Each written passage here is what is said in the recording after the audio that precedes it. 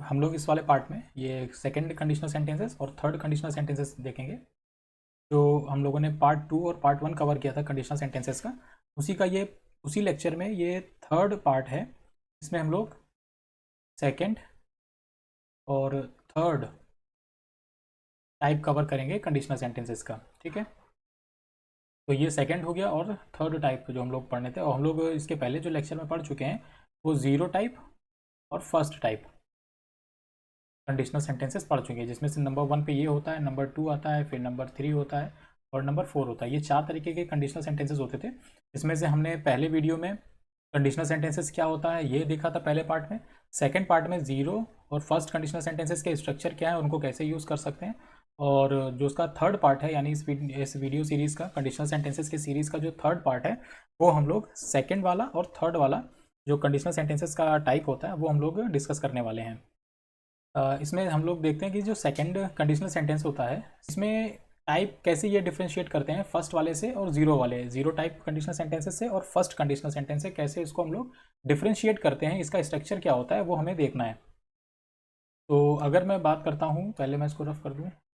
तो अगर second conditional sentences के हम लोग स्ट्रक्चर की बात करते हैं, तो देखिए यहाँ पर स्ट्रक्चर लिखा हुआ है, ठीक है। ये स्ट्रक्चर जो लिखा हुआ है वो जो इफ़ क्लॉज होता है, आपको इतना तो पता चल गया होगा कि इफ़ क्लॉज क्या होता है और मेन क्लॉज क्या होता है। इफ़ क्लॉज उसको बोलते हैं जो इफ़ करके सेंटेंस लिखा होता है।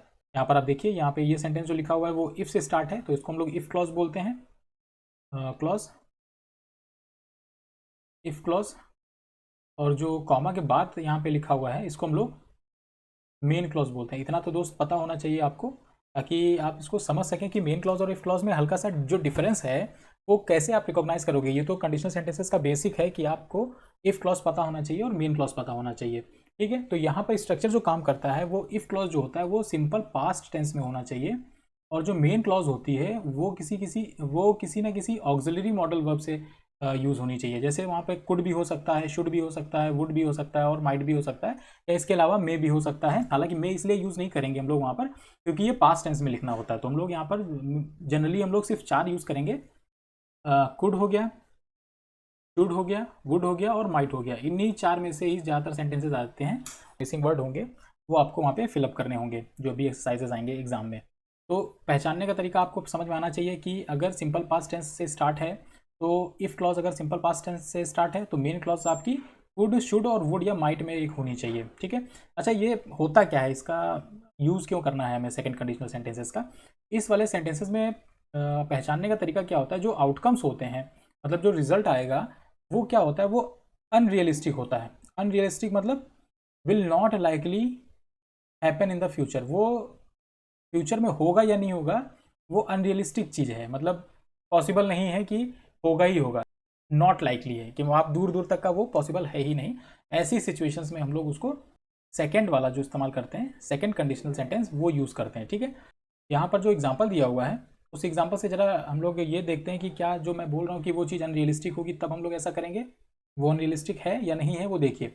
अनरियलिस्टिक का मतलब समझ रहे हैं, अनरियलिस्टिक का मतलब वो रियल नहीं है, ठीक है, वो रियल नहीं है। ऐसा कोई जो आउटकम होगा वो I would travel to the moon. आप समझिए, इसका एग्जांपल समझिएगा। जो इफ़ क्लॉज में लिखा हुआ है, इफ़ आई इनहेरिटेड $1 बिलियन, अगर मेरे पास $1 बिलियन आ जाएं या होते, पास्ट में है दोस्तों। यहाँ पे आप वर्ब पहचानिएगा, ये जो टेंस है, ये टेंस आपको सिंपल सा इतना बता रहा है कि ये चीज़ जो है वो पास्ट में है, ठीक है, सिंपल पास्ट है, वो भी लिखा हुआ है यहाँ पर। इस केस में जो इसका मेन क्लॉज आया उसमें या तो शुड होगा, या तो वुड होगा, या तो कुड होगा, ठीक है, या तो माइट होगा। यहाँ पर जो है वो वुड ज़्यादा सूटेबल है। If I inherited $1 billion, if I inherited $1 billion, अगर मेरे पास $1 बिलियन होते तो मैं मून पर ट्रैवल करता, I would travel to the moon, तो मैं मून पर जाता। ये अनरियलिस्टिक सिचुएशन है दोस्तों, ना ही $1 बिलियन है और ना ही वो मून पर पहुंच पाएगा, क्योंकि $1 बिलियन अगर हो भी जाएंगे तो भी वो मून पर ट्रैवल करने का एक रियल सिनेरियो नहीं बनता है। ऐसी सिचुएशंस में हम लोग क्या करते हैं, जो इफ़ क्लॉज होगा उसमें हम लोग पास्ट यूज़ करेंगे। याद रखिएगा, ये स्ट्रक्चर बहुत इंपॉर्टेंट होते हैं। इसके साथ ही जो मेन क्लॉज होगी यहाँ पर भी हम लोग पास्ट फॉर्म ही यूज़ करेंगे। यहाँ पर हम लोग का यूज़ क्या हुआ है, यहाँ पर आपका मॉडल्स यूज़ हुए हैं, जो मॉडल ऑक्सिलरीज होती हैं। इस पर भी मैंने लेक्चर बनाया हुआ है, आप चाहें तो वो देखिए जा करके। मैं आई आई बटन से आप क्लिक करिएगा, आपको वो लेक्चर मिल जाएगा। एक ऑक्सिलरी मॉडल्स वर्ब क्या होती हैं, उनमें डिफरेंशिएट कैसे करना है, उस पर वो लेक्चर आप एक बार देखिएगा ताकि आपको क्लियर हो जाए कि ऑक्सिलरीज क्या होती हैं। ठीक है, तो यहाँ पर हम लोग आते हैं। तो I would travel to the moon, मैं मून पर ट्रेवल करूंगा कब, जब मेरे पास $1 बिलियन होंगे। तो ये अनरियलिस्टिक सिचुएशन बन गई। ठीक है दोस्तों, इसी का जो सेकंड वाला हम लोग देख रहे हैं, सेकंड वाले में क्या कह रहा है कि इफ़ आई ओन्ड अ जू, अगर मेरे पास एक जू होता, मैं पास्ट में लेके जा रहा हूँ, यहाँ पे खत्म हो रहा है लेकिन ये पास्ट में ही जाएगा। इफ़ आई ओन्ड अ जू, अगर मेरे पास एक जू होता था, I might let the people interact with the animals more, मेरे पास जू होता था, पास्ट में है, सिंपल पास्ट, तो मैं I let people interact with the animals more, I might let, तो हो सकता कि मैं लोगों को जानवरों से और ज़्यादा इंटरेक्ट होने देता।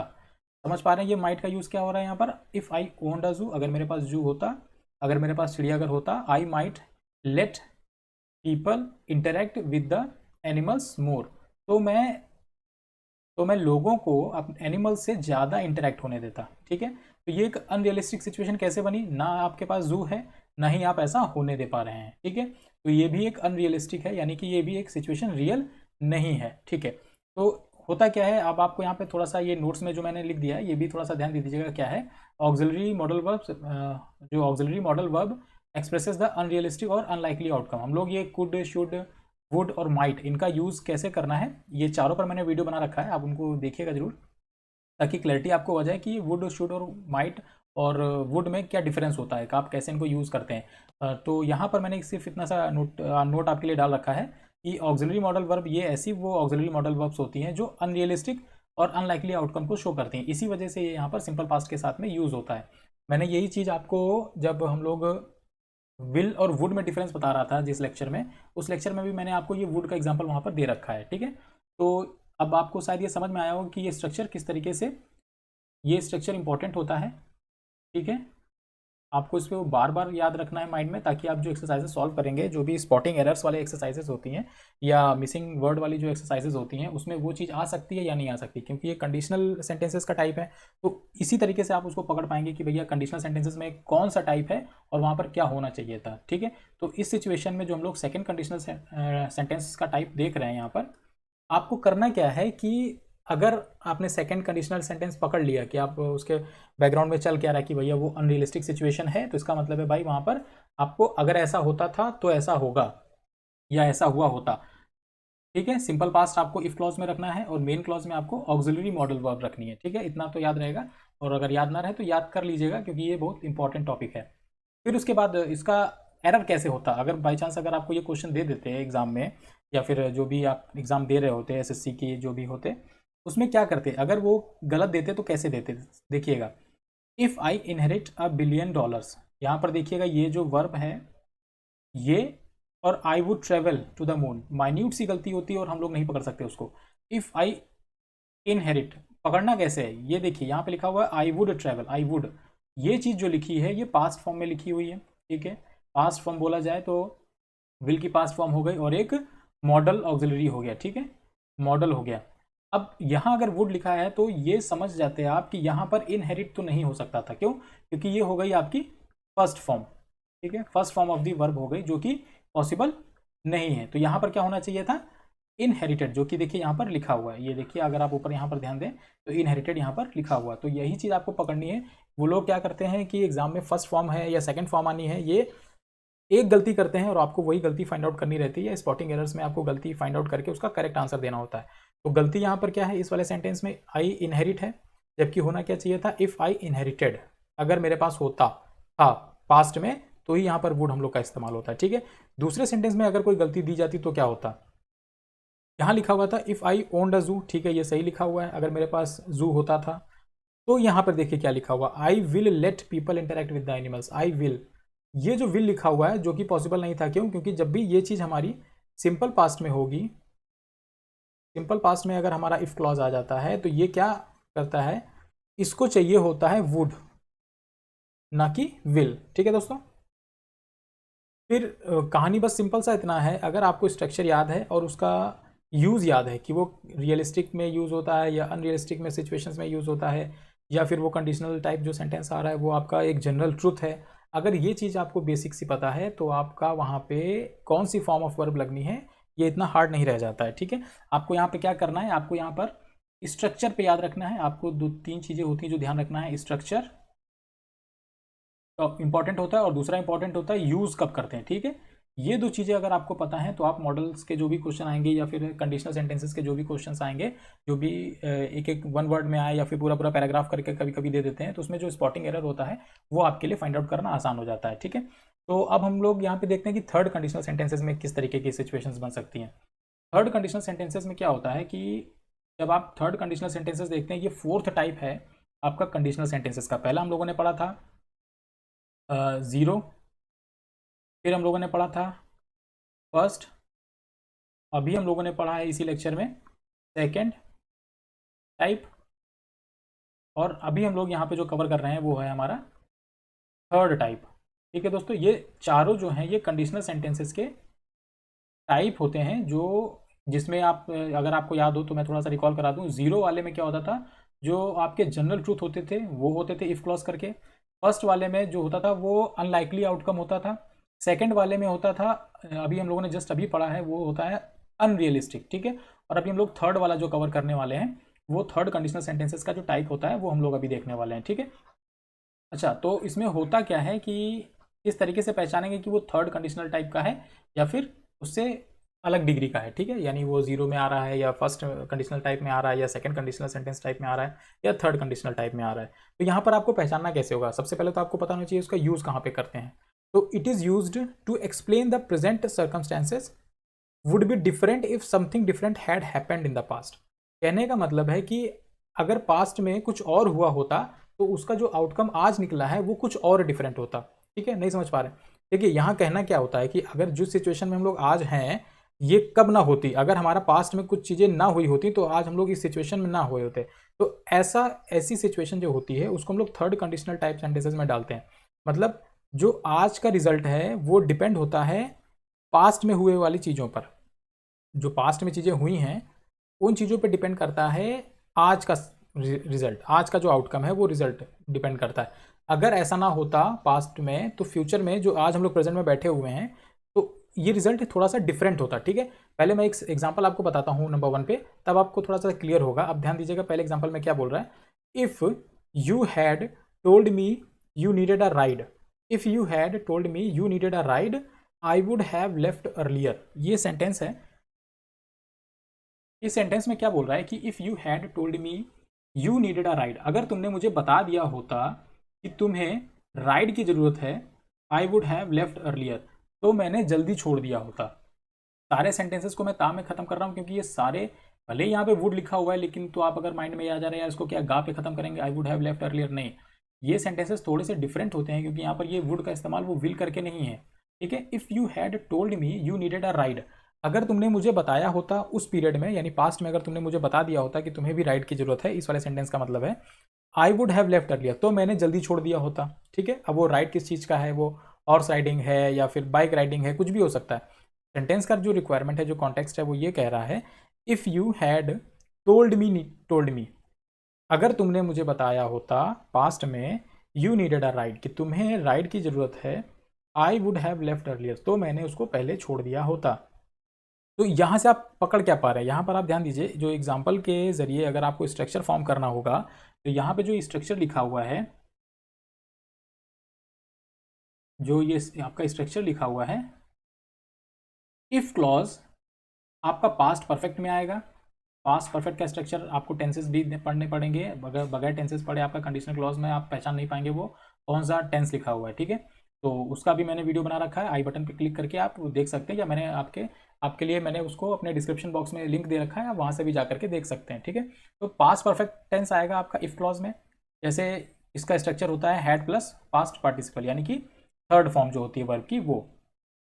इफ़ क्लॉज के साथ, इफ़ क्लॉज में पास्ट परफेक्ट टेंस अगर आपको मिल गया तो मेन क्लॉज में क्या होगा, आपका कुड शुड वुड माइट के साथ में हैव के साथ में पास्ट पार्टिसिपल आएगा। मतलब हो सकता है वहाँ पर आपको वुड मिल जाए तो आपको हैव प्लस थर्ड फॉर्म चाहिए, हो सकता है आपको शुड मिल जाए तो भी हैव प्लस थर्ड फॉर्म चाहिए, अगर वुड मिल जाएगा तो भी आपको हैव प्लस थर्ड फॉर्म चाहिए, अगर माइट मिल जाता है तो भी हैव प्लस थर्ड फॉर्म चाहिए। ये आपको इस तरीके का स्ट्रक्चर फॉर्म होगा वहाँ पर, ये स्ट्रक्चर फॉलो करता ही करता है। इसके कुछ एक्सेप्शंस भी हैं, वो मैं एक्स्ट्रा वीडियोज़ में डाल दूंगा, वो भी आप देख लीजिएगा कि इसके एक्सेप्शंस क्या होते हैं जो कंडीशनल सेंटेंसेज होते हैं उनके। तो यहाँ पर आप ध्यान दीजिएगा, सेकंड वाला जो उसका सेंटेंस है उसमें स्ट्रक्चर को जरा मैच कीजिएगा क्या कह रहा है। If I had cleaned, had cleaned मिल रहा है आपको। हैड क्लीन्ड क्या करता है, हैड आपका ये जो सेंटेंस का स्ट्रक्चर है वो ये बताता है ये पास्ट परफेक्ट में है। Had plus M V third, यहाँ पे देखिए मेन वर्ब थर्ड है, ठीक है। अब यहाँ पर had plus main verb third होती है तो इसका मतलब ये होता है कि ये जो है आपका पास्ट पार्टिसिपल फॉर्म बन रही है, यानी कि पास्ट परफेक्ट फॉर्म बन रही है। अगर पास्ट परफेक्ट फॉर्म में हमारा इफ क्लॉज है, ठीक है, अगर हमारा इफ क्लॉज पास्ट परफेक्ट में है तो इसका जो मेन क्लॉज होता है वो तीन चीज़ों को इन्वॉल्व करके बनेगा, या तो कुड होगा, वुड होगा, शुड होगा, माइट होगा, इसमें से एक चीज़, प्लस आपको हैव चाहिए होगा, और प्लस हैव क्योंकि आपको एम वी थर्ड की रिक्वायरमेंट होती है उसके साथ में, तो आपको एक पास्ट पार्टिसिपल फॉर्म चाहिए होगा। तो थर्ड कंडीशनल सेंटेंसेज में आपके लिए इंपॉर्टेंट क्या है कि आपको अगर हैड वाला कोई सेंटेंस मिलता है जिसमें इफ क्लॉज में पास्ट परफेक्ट टेंस है, तो आपका जो मेन क्लॉज होती है उसमें कुड, शुड, वुड और माइट के साथ में हैव प्लस थर्ड फॉर्म होनी चाहिए मेन वर्ब की। ठीक है दोस्तों, तो ये स्ट्रक्चर था। अब देखिए इसमें जो माइन्यूट सी गलतियां होती हैं, जो जो एरर होती हैं एग्जाम में, वो कैसे करते हैं, या जो हम लोग अपनी राइटिंग जब भी स्किल्स बढ़ा रहे होते हैं, या जब भी हम लोग कोई लेटर या ऐसे या कुछ भी टॉपिक लिख रहे होते हैं, उसमें कहाँ गलतियाँ हो सकती हैं। तो यहाँ पर जो एक एग्जाम्पल मैंने लिखा हुआ है वो ऊपर वाले एग्जाम्पल्स का ही इनकरेक्ट फॉर्म है, जो हल्की सी गलती होती है और वहाँ पर गलत हो जाता है। ध्यान दीजिएगा यहाँ क्या लिखा हुआ है, इस वाले जो क्लॉज में लिखा हुआ है, इफ़ क्लॉज में लिखा हुआ है if you would have told me. देखिए इफ़ के साथ में वुड हैव लगा दिया, ठीक है। अभी यहाँ पर मेन वर्ब पे थोड़ा ध्यान ना दीजिएगा, गलती क्या है वो आप ध्यान दीजिएगा। ये मेन वर्ब थर्ड ही कंसीडर करी जाएगी क्योंकि हैव के साथ में एम वी थर्ड ही लगता है, ठीक है। If you would have told me you needed a ride I would have left earlier, ठीक है। ये चीज़ तो सही लिखी है, क्यों, ये तो करेक्ट है। आई के साथ में वुड है, वुड के साथ में हैव के साथ में लेफ्ट है, थर्ड फॉर्म है, एम वी थर्ड है।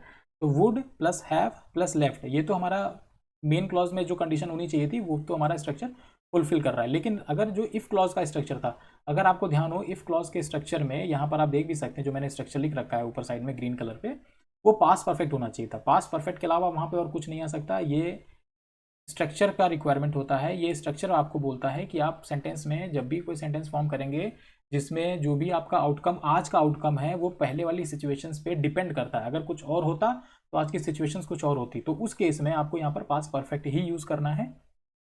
जैसे यहाँ लिखा हुआ है if you would have told me, तो ये जो वुड आ रहा है ना एक्स्ट्रा, और ये जो हैव आ रहा है ना गलत तरीके से, ये आपका मिस्टेक है।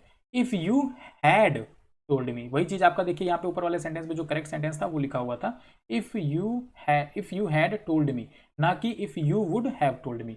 अगर तुमने मुझे बताया होता था पास्ट में, ठीक है, ये चीज़ पास्ट में नहीं आ रही है, ये चीज़ स्ट्रक्चर के अकॉर्डिंग गलत हो गई, ठीक है। तो आपको क्या करना है, आपको पास्ट परफेक्ट यूज़ करना है, पास्ट परफेक्ट यूज़ करना है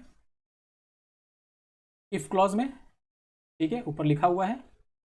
और मेन क्लॉज में जो होता है वहाँ पे आपको क्या इस्तेमाल करना है, आपको ऑक्सिलरी यानी एक मॉडल इस्तेमाल करनी है, प्लस हैव इस्तेमाल करना है, और प्लस एम वी थर्ड, क्योंकि वो रिक्वायरमेंट होती है हैव के लिए। तो यहाँ पर वही चीज़ उन्होंने हैव पहले लग गया, तो हैव और हैव पॉसिबल नहीं हो सकते, ठीक है। तो ये जो चीज़ यहाँ लिखी हुई है ये आपकी बेसिक रिक्वायरमेंट है, बेसिक स्ट्रक्चर बोलता है थर्ड कंडीशनल टाइप सेंटेंसेस का, ठीक है।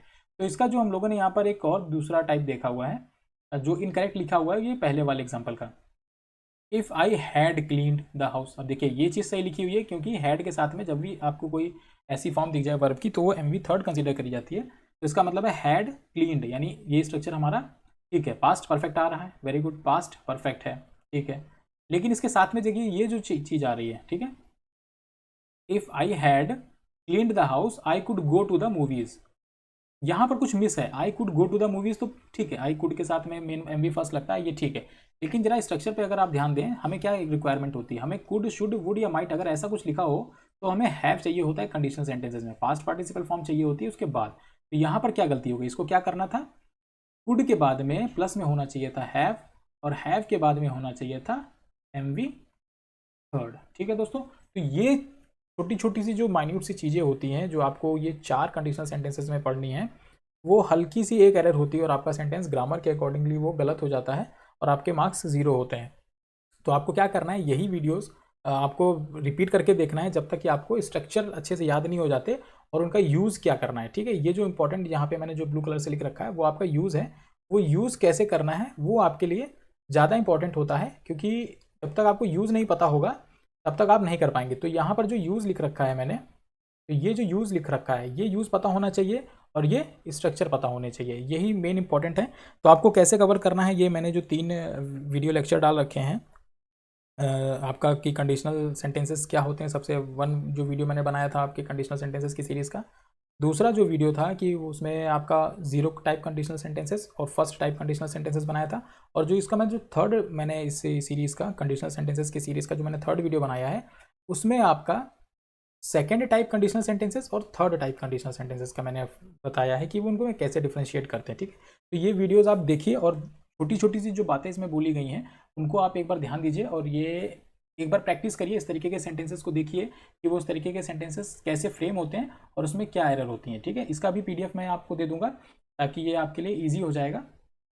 और मैंने आपके लिए ये स्ट्रक्चर का एक अलग से मैंने पीडीएफ बना रखा है, वो भी मैं आपके लिए डाल दूंगा और आप उसको ड्राइव से डाउनलोड कर लीजिएगा, ठीक है दोस्तों। तो फिर मिलते हैं नेक्स्ट वीडियो में।